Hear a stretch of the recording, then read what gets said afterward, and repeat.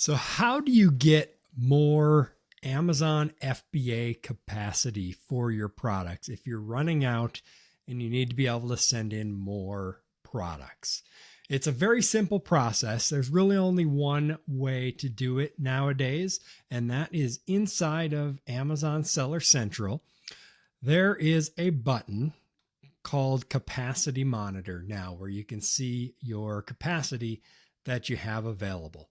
The way to get to this, you can get to it in your Amazon FBA inventory page or on your shipments page. So if you go to the menu and then go to inventory, FBA inventory or shipments, both of them will have this on the bottom.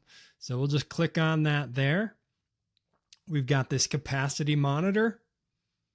Bring that up and you're going to want to go to Capacity Manager down here on the bottom. We'll click on that. It's going to open up a new tab for us. And right here is where you're going to see all of your current capacity, as well as what Amazon is planning to give you for the coming months. So you can see right now, I've got about 1,500 capacity cubic feet. They're going to give me a little bit more in March and a lot more in April. Now, if I decided, and by the way, you can click on and see oversized, extra large apparel and footwear as well. Unfortunately, you can't request for an increase in the space for hazardous or flammable, things like that. But for the rest of these, you can. So if we go to, let's say I know I'm going to need a lot more apparel space for March than is available. You can click on this button here. This is Create New Request.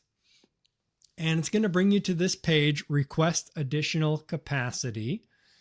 And you are going to select which month you want to request the capacity increase for. So right now I can still do it for the current month of February. Actually, it looks like it's all finalized. So usually you cannot do the current month. Usually in the past that had not even been there, but you can see February is grayed out because we're in February currently. If we click on March, we can select which storage type we want to increase the capacity for, enter an expiration date for your request because you're going to be bidding for this request. So Amazon has the choice to either accept it or reject it depending on, what other people bid. Now, I wouldn't bid a lot. Usually you get approved for this. So you can set an expiration date, not too far out. And then if they do reject it, just bid again at a little bit higher amount so that, Amazon isn't trying to price gouge you or anything like that. So we're going to set an expiration date of just like 1 week out here, and we'll see what happens. We're going to enter the requested number of capacity that we want. So right now we're at 218. I'm going to say, let's go for 400. And how much are you willing to spend per cubic foot for this product to get the extra increase? And so I would do, if you did something like $1 per cubic foot, if they do approve it, they're going to charge you $400, as you can see over there. So only do what you're really willing to do. So you could do as little as, 0.01 and pay $4. Now, it's very unlikely that that's going to get approved. I would probably start at something like 25 cents.